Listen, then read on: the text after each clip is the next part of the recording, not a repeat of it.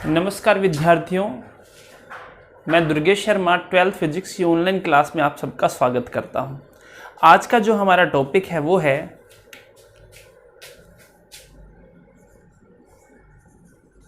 विद्युत क्षेत्र में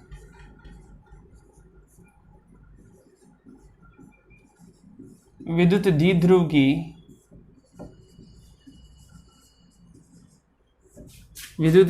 की स्थितिज ऊर्जा।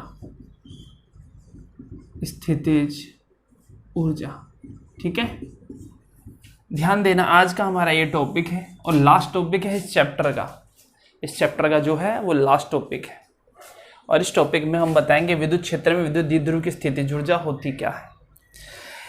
विद्युत द्विध्रुव से रिलेटेड काफी टॉपिक मैंने करवाए हैं। अगर हम चैप्टर बात करें इलेक्ट्रोस्टैटिक्स की, विद्युत क्षेत्र की, तो मैंने बताया था विद्युत द्विध्रुव क्या है, विद्युत द्विध्रुव आघूर्ण क्या है, अक्षीय स्थिति पर विद्युत द्विध्रुव के कारण विद्युत क्षेत्र की जो तीव्रता है वो क्या होती है, निरक्ष पर क्या होती है विद्युत क्षेत्र की तीव्रता।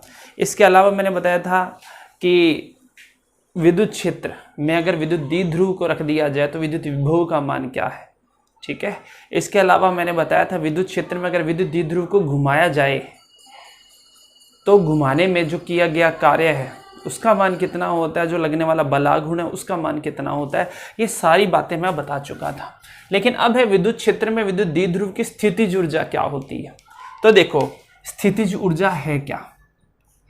अगर हम किसी भी विद्युत द्विध्रुव को, मतलब किसी भी विद्युत द्विध्रुव को जो कि पहले अनंत में रखा हुआ है, अब सीधी सी बात है, अगर कोई भी विद्युत द्विध्रुव अनंत में रखा है तो विद्युत द्विध्रुव के साथ दो आवेश भी होते हैं। एक होता है प्लस क्यू आवेश और एक होता है माइनस क्यू आवेश, जो कि 12 दूरी पर स्थित होते हैं, जैसा मैंने बताया था। तो अनंत पर प्लस क्यू और माइनस क्यू दो आवेश हैं विद्युत क्षेत्र में, ठीक है ना, सॉरी विद्युत द्विध्रुव में। और इनको हम किसी बिंदु तक अगर लेकर आते हैं, ठीक है, तो उस बिंदु तक लाने में जो किया गया कार्य है उस विद्युत द्विध्रुव को, ठीक है, वही स्थितिज ऊर्जा के रूप में संग्रहित होता है। तो हम लिख सकते हैं परिभाषा में वो क्या है, विद्युत द्विध्रुव को अनंत बिंदु से विद्युत क्षेत्र के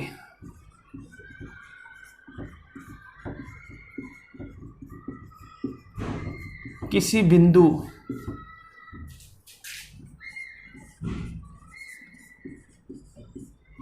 लाने के लिए किया गया कार्य उस बिंदु पर स्थितिज ऊर्जा कहलाता है। क्या कहलाता है? उस बिंदु पर स्थितिज ऊर्जा कहलाता है। ध्यान देना, ठीक है। दूसरी परिभाषा में हम कह सकते हैं विद्युत द्विध्रुव को जीरो ऊर्जा से विशेष स्थिति तक लाने में जो किया गया कार्य है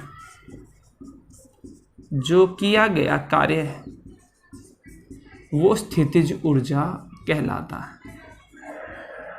ठीक है, बहुत सी परिभाषाएं हो सकती हैं, लेकिन हम एक सिंपल डेफिनेशन देखेंगे और वो यही है कि कोई विद्युत द्विध्रुव है, कोई इलेक्ट्रिक डायपोल है, से इन्फिनिटी पॉइंट से, मतलब शून्य ऊर्जा स्थिति से, वहां पर ऊर्जा शून्य है, वहां से मतलब अनंत पर हम हमेशा विद्युत ऊर्जा का मान शून्य मानते हैं। ठीक है ना, विभव का मान भी शून्य होता है, इसलिए हम वहां से किसी बिंदु तक लेकर आए तो जो भी कार्य होगा वो स्थितिज ऊर्जा के रूप में संग्रहित होता है। तो इसकी पहली परिभाषा हम लिख सकते हैं, दूसरी भी लिख सकते हैं। ठीक है, तो अब हम इसका करते हैं गणितीय विश्लेषण। ठीक है, तो इसे नोट कर लो, कर लिया होगा। चलो अब स्थितिज ऊर्जा का मान ज्ञात करते हैं, मतलब गणितीय विश्लेषण ज्ञात करते हैं। देखो, अब इसे द्विध्रुव है जो कि अनंत पर रखा हुआ था, हम इसे अनंत से किसी बिंदु पर लेकर आए। ये माइनस क्यू था, ये प्लस क्यू था, लेकिन जैसे ही हम इसको खिसका के लेकर आते हैं, अगर हम इसे खिसकाते हैं तो देखो क्या होगा, ये माइनस क्यू और ये जो था ये प्लस क्यू यहाँ पर आ जाएगा। ये प्लस क्यू कहाँ हो जाएगा, यहाँ। इनके बीच की दूरी क्या है, 12 है। ठीक है, डायग्राम बना रहे हैं अपने इस तरीके से, बाकी डायग्राम ना बनाओ तब भी कोई दिक्कत नहीं है। तो ये देखो ये हो गया। तो अब जो स्थिति हो गई है वो पहले तो यहाँ थी और अब स्थिति जो हो गई है वो यहाँ पर हो चुकी है, ये 12 स्थिति। ठीक है, अब बात आती है, ये तो है प्लस क्यू स्रोत आवेश, मतलब इस आवेश के कारण अगर विद्युत क्षेत्र है तो इसके कारण जो विद्युत क्षेत्र है, अगर हम अनंत से इसको लेकर आएंगे तो इस पर जो कार्य होगा वो अतिरिक्त कार्य होगा। क्यों? क्योंकि ये 12 दूरी अधिक तय करता है। देखो मैं दोबारा बता देता हूं, ये अनंत पर था, प्लस क्यू आवेश यहां पर था, लेकिन जैसे ही मैं इसको यहां लेकर आता हूं, ये तो खुद आवेश है जिसका एक विद्युत क्षेत्र है, लेकिन ये जो आवेश है जितनी दूरी ये तय करता है ये उससे 12 दूरी अतिरिक्त तय करता है, मतलब ये अतिरिक्त कार्य करता है और यही किया गया कार्य स्थितिज ऊर्जा के रूप में संग्रहित होता है। ठीक है, तो देखो इसे हम इसको इस तरीके से कह सकते हैं, जब विद्युत द्विध्रुव को अनंत से, जब विद्युत द्विध्रुव को अनंत से, ठीक है, जब विद्युत द्विध्रुव को अनंत से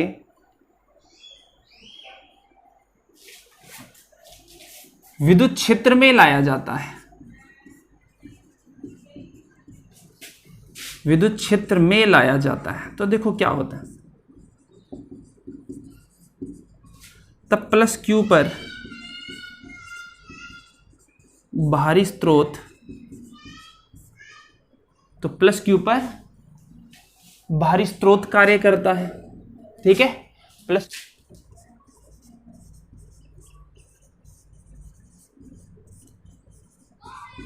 विद्युत क्षेत्र कार्य करता है, प्लस क्यू पर क्या करता है, बाहरी स्रोत कार्य करता है, तथा माइनस क्यू पर क्या करता है, विद्युत क्षेत्र कार्य करता है। और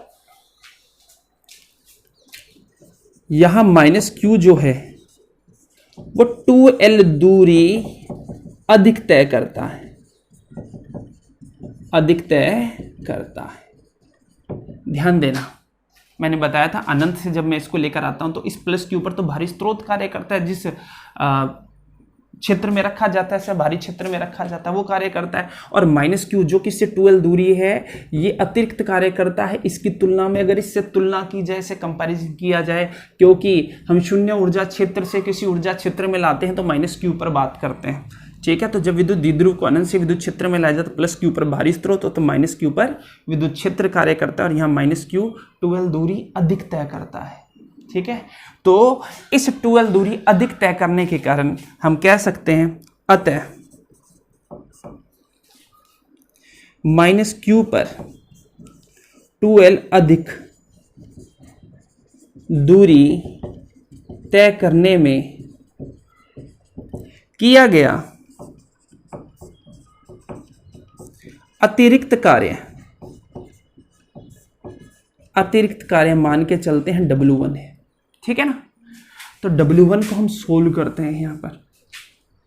तो देखो अतिरिक्त कार्य कितना है, अतिरिक्त कार्य बराबर में माइनस क्यू पर बल गुना, माइनस क्यू पर बल है गुना विस्थापन या 2L विस्थापन, क्योंकि इनके बीच की दूरी तो 2L है और विस्थापन भी 2L हुआ था। ठीक है, तो हम इसको कार्य को W1 मान लेते हैं। यहां पर कार्य क्या मान लेते हैं, W1, और W1 बराबर माइनस क्यू पर बल क्या हो जाएगा, माइनस QE, क्योंकि विद्युत क्षेत्र के कारण है। ठीक है, और ये हो जाएगा 2L।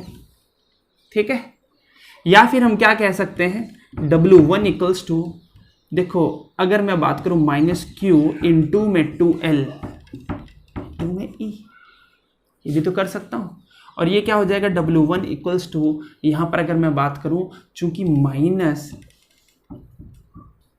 Q इंटू में जो 2L होता है वो तुम्हें भी पता है वो क्या होता है, विद्युत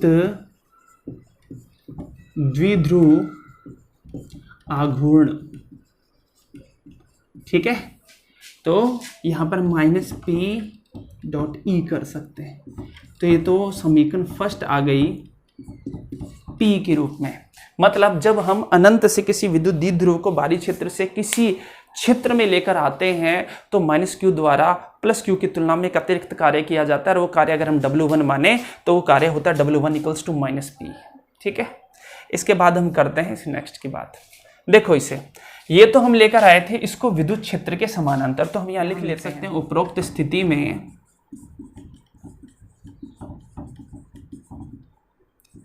विद्युत द्विध्रुव को विद्युत क्षेत्र के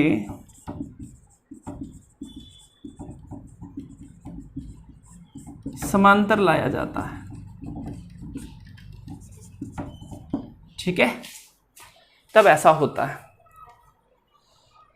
अब बात आते हैं, यदि हम इसको ऐसे ना लाते हुए अगर किसी कोण थीटा से घुमाते हुए इसको लेकर आए तो हमारे पास कुल किया गया कार्य कितना होगा, मतलब तब कार्य कितना। तो हम लिख सकते हैं यही कार्य विद्युत द्विध्रुव की स्थितिज ऊर्जा है, और U1 को हम यहां माइनस पीई कर सकते हैं। ठीक है, समीकरण फर्स्ट है।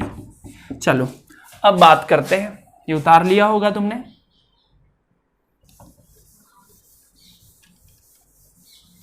अब बात अगर करें, ये तो W1 था हमारे पास। अगर ऐसा हो यदि हम इसी विद्युत द्विध्रुव को बाहरी क्षेत्र मतलब अनंत से किसी कोण थीटा से घुमाकर लेकर आए तो हमारे द्वारा किया गया कार्य कितना होगा। ये चीज मैं कर चुका था कि यदि किसी विद्युत द्विध्रुव को विद्युत क्षेत्र में थीटा कोण से घुमाया जाए तो घुमाने के लिए जो किया गया कार्य W बराबर क्या होता है, वो होता है P cos theta 1 minus cos theta 2। ठीक है, ये मैंने फॉर्मूला पहले भी करवाया था कि क्या करवाया था, अगर तुम लास्ट वीडियोज में देखोगे तो तुम्हें ये दिखेगा, और वो क्या है, W बराबर P cos theta 1 minus cos theta 2। ठीक है, अब देखो क्या है, यदि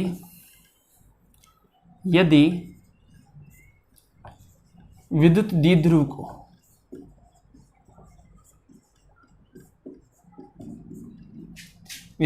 को थीटा कोणीय स्थिति से अनंत से विद्युत क्षेत्र में लाया जाए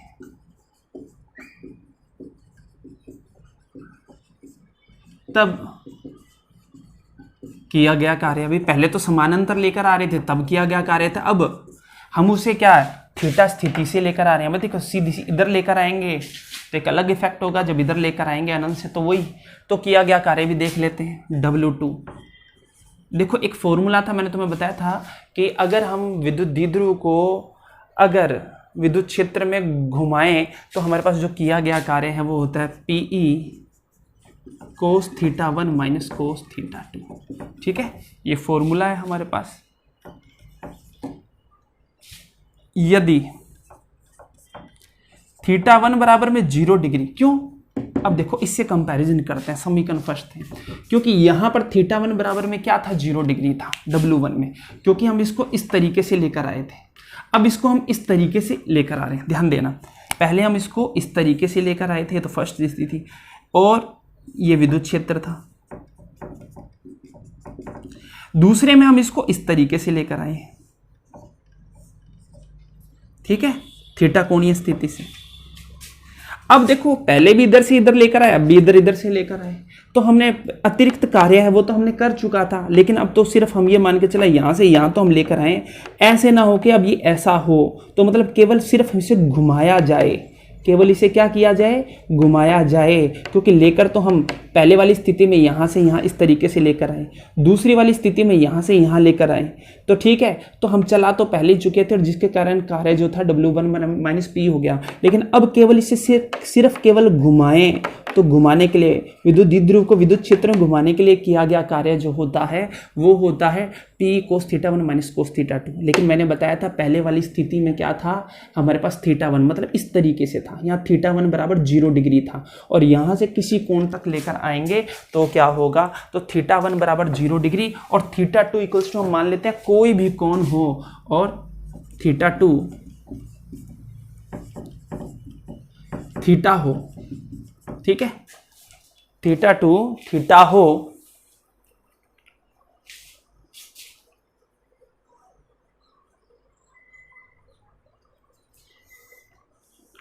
तो देखो इसे θ2 अगर थीटा हो तो हमारे पास फॉर्मूला हो जाएगा W2 equals to PE cos 0 minus cos theta, ठीक है, यही हो जाएगा। मतलब हम कह सकते हैं W2 इक्वल्स टू PE और ये हो जाएगा 1 माइनस cos थीटा, ठीक है। तो ये हमारे पास हो जाएगा फाइनली और ये हो जाएगा समीकरण नंबर 3। अब हम कह सकते हैं एक तो हम विद्युत द्विध्रुव के विद्युत अनंत से विद्युत क्षेत्र के समानांतर लेकर आए, एक घुमाकर लेकर आए, तो कुल किया गया कार्य, तो हम लिख सकते हैं अतः विद्युत द्विध्रुव को समांतर व थीटा कोणीय स्थिति से लाया जाए तब किया गया कुल कार्य W बराबर, एक सेकेंड, यहाँ पर यह भी स्थितिज ऊर्जा के रूप में संग्रहित होता है, तो W बराबर W1 प्लस W2, ठीक है। यह हम कह सकते हैं क्योंकि ये भी U2 के रूप में, ये भी विद्युत ऊर्जा के रूप में संग्रहित होता है, तो इसे P equals to 1 minus cos theta भी कर सकते हैं, ठीक है। तो यहाँ पर हम U बराबर में U1 प्लस U2 भी कर सकते हैं, ध्यान देना। तो यहाँ तक है, पहले उतार लिया था मैंने, बताया मैंने नोट्स तुम्हें बहुत अच्छे तरीके से बनवा रखे हैं, तो इसको तुम उसमें से भी देख सकते हो। यहाँ मैं थोड़ा डिटेल से बताने की कोशिश कर रहा हूँ। तो देखो, तो U बराबर U1 प्लस U2, U की बात करें तो U1 का मान कितना है, U1 का मान हमने देखा था माइनस PE और U1 का मान क्या है PE 1 माइनस कोस थीटा, ठीक है। तो टोटल U जो होगा माइनस PE प्लस PE और ये हो जाएगा minus PE cos theta, cut गया। U बराबर माइनस PE कोस थीटा, ठीक है। तो हमारे पास जो किया गया कुल कार्य है, इसका मतलब अगर विद्युत द्विध्रुव को अगर हम अनंत से या बाह्य क्षेत्र में अनंत से विद्युत क्षेत्र के किसी अभिष्ट बिंदु पर लेकर आते हैं, चाहे वो समानांतर स्थिति में लेकर आए और थीटा कोणीय स्थिति में लेकर आए, तो कुल किया गया कार्य U बराबर हमारे पास U1 प्लस U2 होगा।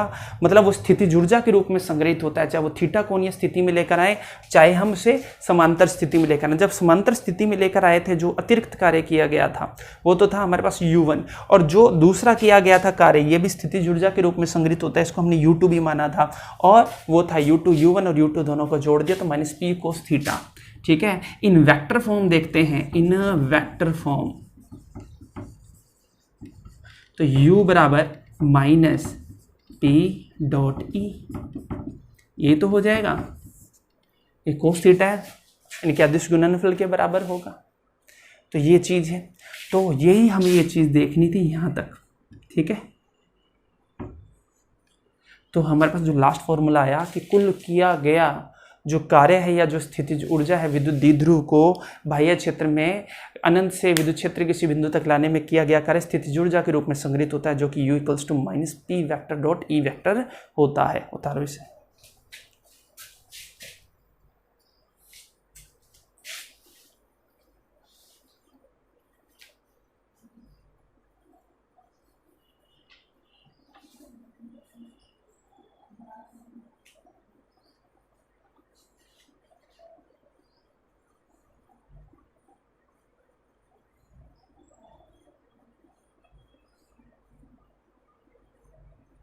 ठीक है, अब इसकी स्थितियां देख लेते हैं। ये हमारे पास तो आ गया, विशेष स्थितियां, स्पेशल कंडीशन।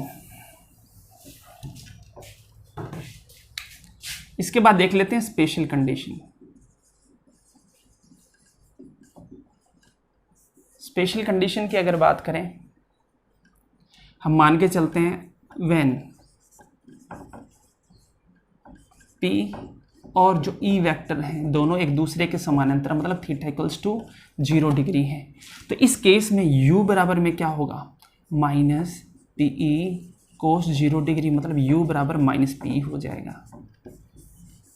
यही होगा। इसका मतलब ये है कि यहाँ पर लगने वाला बल का मान 0 है, या हम कह सकते हैं यहाँ पर टॉर्क भी 0 लगता है, मतलब बल आघूर्ण भी 0 लगता है। दूसरी कंडीशन क्या है, व्हेन P मतलब थीटा बराबर में 180 डिग्री हो, मतलब अभी भी एक दूसरे के समानांतर लेकिन विपरीत दिशा में है। इस स्थिति में क्या हो जाएगा, U बराबर माइनस PE कोस 180 डिग्री, और कितना हो जाएगा P। इस स्थिति में अगर हम बात करें तो यहाँ पर भी बल 0 लग रहा है, जिसकी वजह से बल आघूर्ण भी 0 लग रहा है, लेकिन जो स्थितिज ऊर्जा है वो पॉजिटिव प्लस PE होगी। ठीक है, तीसरी अगर स्थिति की बात करें तो व्हेन जो P है वो परपेंडिकुलर है, मतलब लंबवत है E के, इसमें थीटा इक्वल्स टू 90 डिग्री होगा, और यहाँ पर अगर हम बात करें तो यहाँ पर माइनस PE कोस 90 जो कि क्या होगा, 0 हो जाएगा। ठीक है, तो ये है। तो इस टॉपिक को पढ़ना, नोट से पढ़ना, और इसके अब जो न्यूमेरिकल करेंगे वो हम करेंगे कल। ठीक है, तो इसको बहुत अच्छे तरीके से समझना, इसकी थ्योरी पढ़ना, इसको थोड़ा दिमाग में सोचना, जरूर समझ में आएगा। ठीक है, आज के लिए इतना ही, बाकी करेंगे कल।